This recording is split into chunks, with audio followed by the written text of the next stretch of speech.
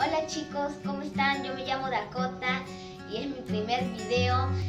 El tema de hoy es probando recetas de slime y comencemos con el video. Los ingredientes del primer slime son: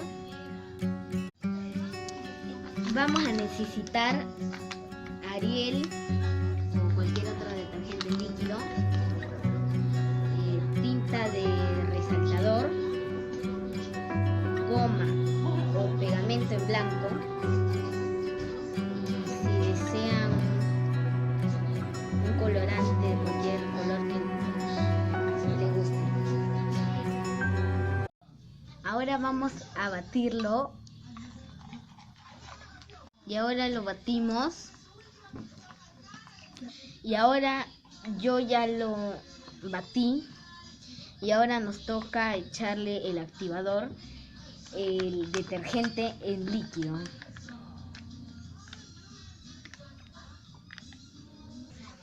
Seguimos. Bueno, ahora le vamos a sacar de su recipiente. Bueno chicos, el primer slime sí nos salió. Bueno chicos, ya nos podemos relajar con nuestro slime. Espero que les haya gustado mucho este slime y continuaremos con los demás slime.